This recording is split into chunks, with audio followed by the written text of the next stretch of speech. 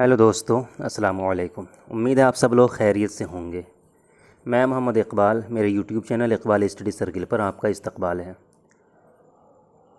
अहम दफ्तरी क़ानूनी और आइनी इस्तिलाहात के सीरीज़ की दूसरी वीडियो है। इससे पहले मैं एक वीडियो बना चुका हूँ, उसमें लगभग 95 के करीब जो है इस्तिलाहात की अंग्रेज़ी, उसी के जस्ट सामने हिंदी और प्लस उर्दू, मतलब तीनों ज़बानों में उनकी तशरीह कर दी गई है, वजाहत कर दी गई है। अब ये दूसरी वीडियो है, यहाँ पर आप देख सकते हैं स्क्रीन में आपके सामने है कि तीनों ज़बानों में इस्तिलाहात एक दूसरे के मद्दे मुकाबिल रखा गया है। इससे याद करने में आसानी भी होगी और समझना बहुत ही आसान हो जाएगा। तो चलिए हम स्टार्ट करते हैं। तो जो लोग उर्दू की तैयारी कर रहे हैं, बतौर ख़ास उर्दू अनुवादक की, चाहे वो सहायक की कर रहे हों या मुतरजिम की कर रहे हों या उससे भी आगे वाले की कर रहे हों, तो उनके लिए ये वीडियो बहुत ही मुफीद है। वजह उसकी ये है कि आपसे जो है इस सिलसिले में सवालात आएंगे और उस वक्त आप तभी जवाब दे पाएंगे जब आप इसमें दक्षता हासिल कर लेंगे, आपको इसमें कुछ महारत हासिल हो जाएगी। तो आप जितनी मेहनत करेंगे, आपकी कामयाबी की सतह उतनी ही ज़्यादा होगी। तो चलिए हम सब लोग इस सिलसिले में कोशिश करते हैं। तो पहला वर्ड आप देख रहे हैं बेल है। रात दिन हम लोग बोलते हैं बेल, ये दिख रहा है बेल, ठीक है। बेल का मतलब होता है ज़मानत। ज़मानत उर्दू में भी ज़मानत, ये उर्दू ही से आया, हिंदी में गया है, तो इस सिलसिले में समझने में कोई दिक्कत नहीं होनी चाहिए। दूसरा वर्ड है बैलेट। बैलेट का मतलब होता है मतदान यानी रायदही। बैलेट पेपर इसी से है, मतलब रायदही वाला या वोट करने वाला पेपर है, जिसमें हम लोग जिस पर्ची में लोग वोट करते हैं। तो बैलेट का मतलब है मतदान, मतलब रायदही। आगे देखिए बैंक्रप्सी। बैंक्रप्सी का मतलब होता है शोध अक्षमता यानी नादारी, जिसको हम लोग दिवाला भी बोलते हैं, ठीक है ना। दिवाला या दिवालिया। दिवालिया किसको कहते हैं? मतलब जैसे कोई कंपनी है या कोई फैक्ट्री है, उस पर इतना कर्ज़ लद जाए कि वो अपना सारा असासा बेचने के बावजूद भी सारे कर्ज़ों की अदायगी ना कर पाए, तो कहा जाता है कि इनका दिवालिया निकल गया या दिवाला हो गया, ठीक है। तो बैंक्रप्सी का मतलब होता है शोधन अक्षमता, मतलब कर्ज़ की अदायगी में अक्षम न होना, जिसको नादारी से यहाँ ताबीर किया है। आप दिवालिया भी इसका कर सकते हैं। बैंक्रप्सी का बेहतरीन तर्जुमा दिवालिया ही होगा। आगे देखिए बार। बार का मतलब होता है वर्जित करना, मतलब मान्य होना। इससे बार्ड बोलते हैं, मतलब मान्य कर दिया गया, रोक दिया गया, ठीक है। बार का मतलब वर्जित करना, मान्य होना। उसके बाद देखिए बाइनेलियल, बाइनियल या बिनियल। बाइनियल पढ़िए। बाइनियल का क्या है? द्विवार्षिक, मतलब 2 साला। इसमें बाय लग गया तो बाय जहाँ भी लगे आमतौर पर 2 का मीनिंग देता है वो। उसके बाद है बिल, ठीक है। बिल का क्या है? देखिए विधेयक। विधेयक उर्दू में बिल ही बोलते हैं, अंग्रेज़ी का सेम टू सेम उर्दू में बोला जाता है विधेयक। मतलब बिल पेश करना, बोला जाता है कि पार्लियामेंट में फ़लाँ के ताल्लुक़ से, जैसे तलाक़ वाला बिल पेश किया गया जो मंजूर हो गया अक्सरियती लोगों की राय से। तो बिल का मतलब होता है जब कानून बनने से पहले जो मसौदा होता है उसे ही बिल बोलते हैं, पास होने से पहले वो बिल होता है। उसके बाद बाय लॉ। बाय लॉ का मतलब होता है उपविधि यानी ज़ैली कानून। यहाँ भी बाय लगे वो ज़ैली, मतलब ज़िमनी या ज़ैली या उप के मीनिंग में आता है, ठीक है ना। जैसे बाईपास बोलते हैं ज़ैली सड़क को या ज़िमनी सड़क को। तो बाय लॉ का मतलब हो गया उपविधि। विधि का मतलब होता है कानून, उसी को उर्दू में देखिए ज़ैली कानून। आगे देखें कैलकुलेट। ये कैलकुलेट दिख रहा है आपको? कैलकुलेट का मतलब हो गया गणना करना, मतलब हिसाब करना, शुमार करना। कैलकुलेटर मशीन इसी से है, हिसाब करने वाला, ठीक है। आगे हम चलते हैं। उसके बाद देखिए कैंसिलेशन, ठीक है। ये कैंसिलेशन रद्द करना, उर्दू भी उसका रद्द करना ही है। आगे है कैंडिडेट। इलेक्शन में कैंडिडेट खड़ा होता है ना भाई, उसी को अभ्यर्थी बोलते हैं या उम्मीदवार बोलते हैं, ठीक है। जो भी उम्मीदवार होगा, चाहे एग्ज़ाम का हो या इलेक्शन का हो, तो उसे कैंडिडेट बोलेंगे, उम्मीदवार। आगे है कैपेसिटी, दिख रहा है? कैपेसिटी का मतलब होता है सामर्थ्य, मतलब हैसियत, गुंजाइश, हैसियत, उर्दू भी सेम है। उसके बाद देखिए केस। केस का मतलब मुकदमा होता है, बोलते हैं ना केस, फलां फलां आदमी ने फलां पर केस कर दिया, मतलब मुकदमा दायर कर दिया। काउज़। काउज़ का मतलब होता है कारण, ठीक है, मतलब वजह। सेम चीज़ है, काउज़ कारण वजह। सीलिंग लिमिट, अधिकतम सीमा, ठीक है ना। सीलिंग लिमिट का मतलब अधिकतम सीमा, इंतहाई हद। सेंसस का देखिए, जनगणना, हर 10 साल पे होता है सेंसस, जिसको उर्दू में मर्दमशुमारी बोलते हैं। ठीक है। सेंट्रल एक्ट, सेंट्रल एक्ट का मतलब होता है केंद्रीय यानी मरकज़ी, मरकज़ी एक्ट, केंद्रीय अधिनियम। आगे है central bureau of intelligence, central bureau of, ये वाला देखिए, सेंट्रल ब्यूरो ऑफ इंटेलिजेंस, जिसका हिंदी है केंद्रीय आसूचना ब्यूरो, उर्दू मरकज़ी महकमा खुफिया। उर्दू में सेम बोला जाता है सेंट्रल ब्यूरो ऑफ इंटेलिजेंस, तर्जुमा करने की ज़रूरत नहीं है, लेकिन अगर तर्जुमा किया जाए तो ये निकल जाएगा मरकज़ी खुफिया महकमा या महकमा खुफिया। उसके बाद देखिए सेस, ये सेस, सेस का मतलब होता है उपकर, मतलब कर मतलब होता है टैक्स, उपकर मतलब ज़िमनी टैक्स, एक तरह का टैक्स है। इसका एक मीनिंग अबवाब भी है, बाब, ठीक है ना। तो टैक्स और अबवाब दोनों है, ठीक है। आगे है चेयरमैन, क्या है, चेयरमैन। चेयरमैन का देखिए सभापति को बोलते हैं, मतलब मीर मजलिस, जो सभापति होगा, मतलब मजलिस जहाँ भी जमेगी, जो भी मजलिस होगी, चाहे पार्लियामेंट की या किसी आम ग्राम सभा की, तो उसका कोई मुखिया क्या होगा, तो जिसे भी उस सभा का मेन आदमी बनाया जाएगा उसे सभापति कहा जाएगा, उसी को उर्दू में मीर मजलिस बोलते हैं, मजलिस का मीर। आगे देखिए चार्ज है, चार्ज का मतलब होता है आरोपित करना, मतलब इल्ज़ाम लगाना, बोलते हैं ना फलां पर जो है फलां चार्जशीट दायर की गई, तो चार्ज का मतलब वही इल्ज़ाम लगाना। चार्ज अगर वर्ब हो तो इल्ज़ाम लगाना, क्या हो, वर्ब हो तो इल्ज़ाम, ये वर्ब है। और अगर नाउन, जैसे ये नाउन है, ठीक है ना, नीचे वाला चार्ज, तो इसका मीनिंग सिर्फ आरोप हो जाएगा, ठीक है, आरोपी को इल्ज़ाम बोलते हैं, फलां आदमी पर आरोप लगाया गया। देखिए चीफ़ है, उसके बाद चीफ़ का मतलब प्रमुख होता है ना, हेड, चीफ़, उर्दू में चीफ़ ही है, ठीक है। आगे चीफ़ जस्टिस, मुख्य न्यायमूर्ति, है ना। यहाँ देखिए आला जज, है ना, चीफ जस्टिस का मतलब आला जज। चीफ मिनिस्टर, मुख्यमंत्री, वज़ीर आला। देख रहे हैं चीफ जहाँ भी है सब में प्रमुख, मुख्य, मुख्य मतलब सबसे अहम, बड़ा, आला ओहदा वाला, वज़ीर आला, यहाँ भी वज़ीर आला, आला है, यहाँ भी आला है, तो चीफ का मतलब आला, सबसे बड़ा हेड। उसके बाद देखिए सिटीज़न, क्या है, सिटीज़न का मतलब होता है शहरी, सिटी में होता है शहर, सिटीज़न उसी से है शहरी, ठीक है, नागरिकता, शहरी है। सिटीज़न का मतलब शहरी, नागरिक होना चाहिए, ठीक है, नागरिकता नहीं, मतलब नागरिक। सिटीज़नशिप लगा रहता तब हो जाता नागरिकता, ठीक है। तो सिटीज़न का मतलब होता है शहरी। आगे है सिटीज़नशिप, ठीक है, यहाँ आ गया, सिटीज़नशिप का मतलब हो गया नागरिकता, उसका हो जाएगा शहरियत, क्लियर। आगे है सिविल, सिविल का सिविल, ठीक है, सिविल कोड, देख रहे हैं, सिविल संहिता, सिविल कोड, ठीक है। सिविल पोस्ट, सिविल ओहदा, सिविल प्रोसीजर, सिविल प्रक्रिया, ज़ाब्ते दीवानी। प्रोसीजर का मतलब होता है, ये वाले का मतलब होता है प्रक्रिया, ठीक है, उसी को उर्दू में ज़ाब्ता बोलते हैं, ठीक है। उसके बाद है सिविल सर्विस, सिविल सेवा, सिविल मुलाजमत, सेवा को मुलाजमत बोलते हैं। क्लेम का मतलब होता है दावा, क्या होता है, दावा। क्लाउज़, क्लाउज़ का मतलब होता है खंड, शिक उर्दू में बोलते हैं उसको, क्या बोलते हैं, शिक, ठीक है, क्लाउज़, खंड, शिक। जैसे कोई जुमला है ABCD है, या कोई दफ़ा है, जैसे दफ़ा 370, तो वो हो गया दफ़ा, आर्टिकल। उसमें अगर ABCD कर करके और भी आगे बढ़ाया गया होगा जुमला, और भी उसमें क्लाउज़ निकाला गया हो, तो उसे ही खंड बोलेंगे, शिक बोलेंगे। आगे है कोड, कोड का मतलब होता है संहिता, मतलब जहाँ पर कानून को, दफ़ात को जमा किया जाए वो कोड कहलाएगा, ठीक है। देखिए उर्दू में लिखा हुआ है मजमुआ कानून, मतलब कानून का मजमुआ, ठीक है। Indian penal code, Indian penal code भारतीय दंड संहिता, उर्दू है उसका मजमुआ ताज़ीरात हिंद, मजमुआ ताज़ीरात भारत के बजाय हिंद ज़्यादा बेहतर होगा। आगे देखिए कोड ऑफ सिविल प्रोसीजर, ठीक है, सिविल प्रक्रिया संहिता, मजमुआ ज़ाब्ते दीवानी, ठीक है।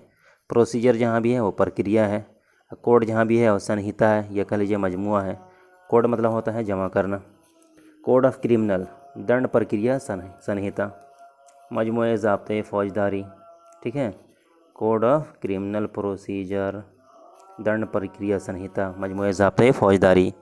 कमेंसमेंट डेट, ठीक है, कमेंसमेंट होता है ऐलान करना या नाफिज करना। प्रारंभ तिथि तारीख़ नफाज, ठीक है, तो ऐलान की तारीख़ मतलब कि आज की तारीख़ से ये ज़ाब्ता नाफिज होगा, तो कमेंसमेंट डेट बोला जाएगा। कमेंसमेंट मतलब ऐलान करना, प्रारंभ करना, तारीख़ नफाज। उसके बाद देखिए कमीशन, कमीशन दिख रहा है आपको, कमीशन का मतलब होता है आयोग, उसी को उर्दू में कमीशन ही ट्रांसलेट किया गया है, ठीक है।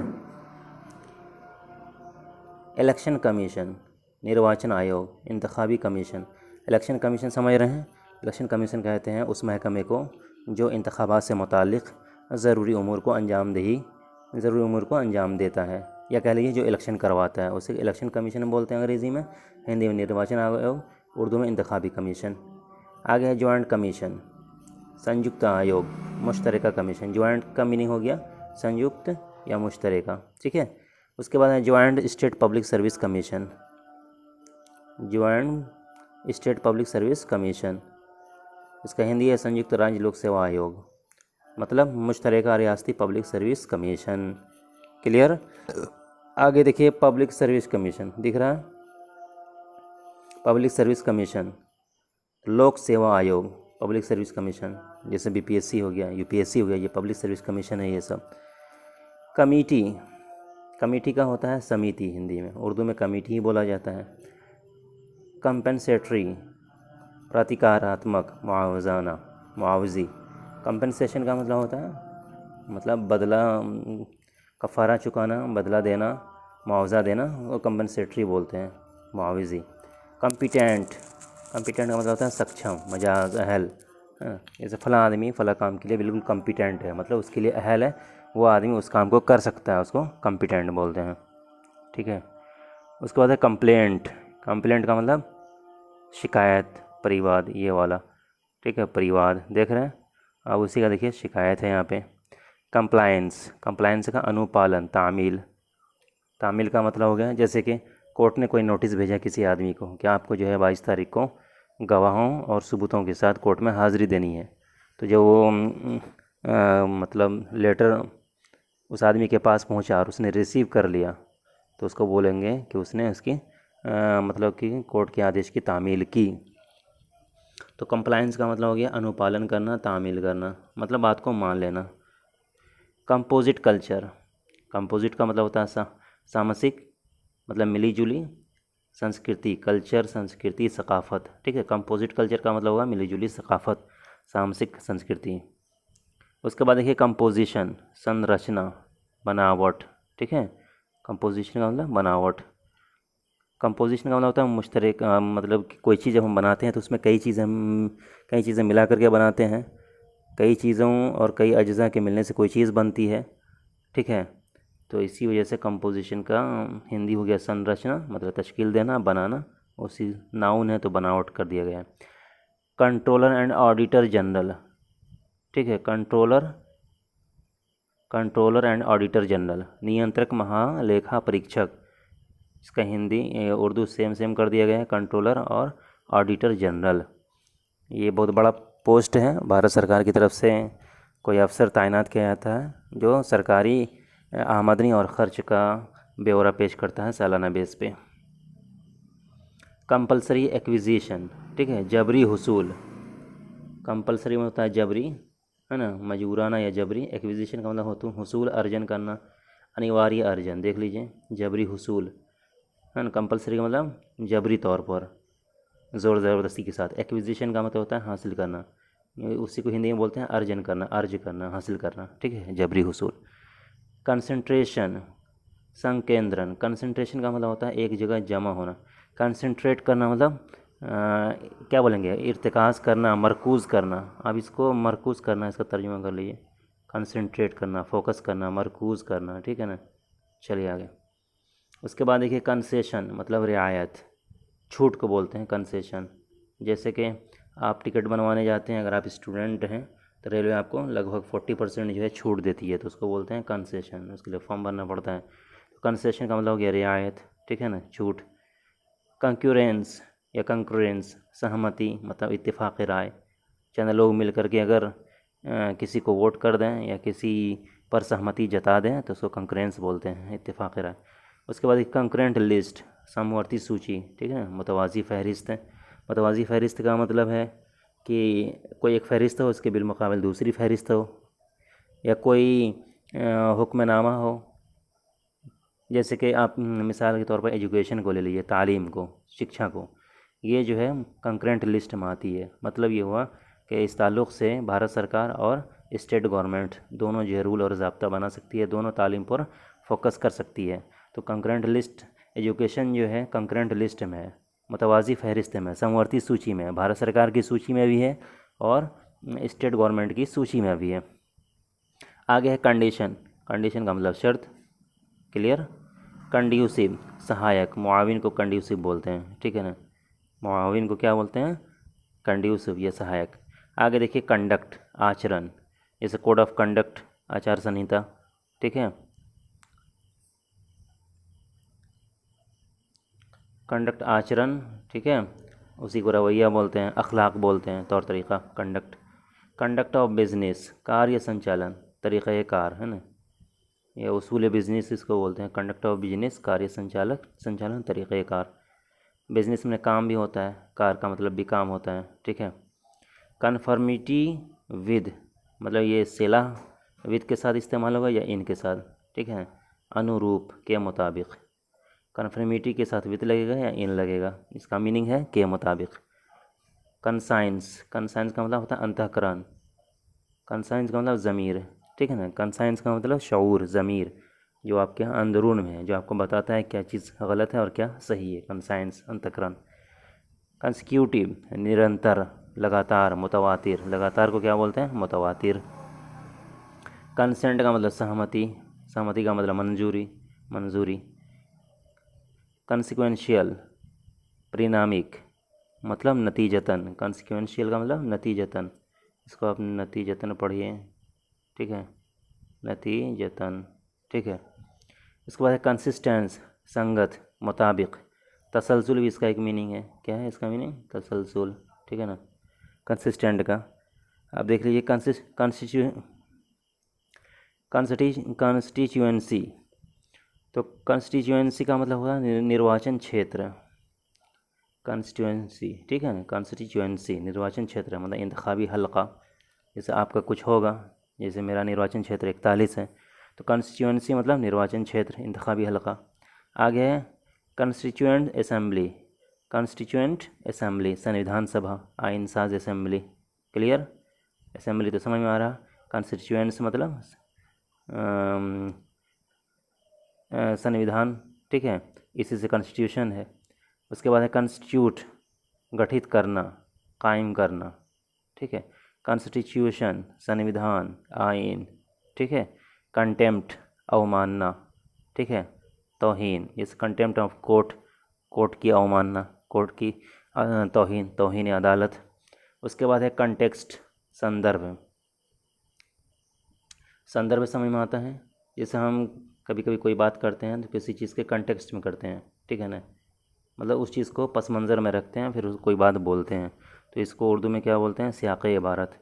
मतलब कोई इबारत आई है या कोई बात बोली गई है तो उसके पीछे में पूरी कहानी होती है, ठीक है ना, उस पूरी कहानी को कंटेक्स्ट बोलते हैं।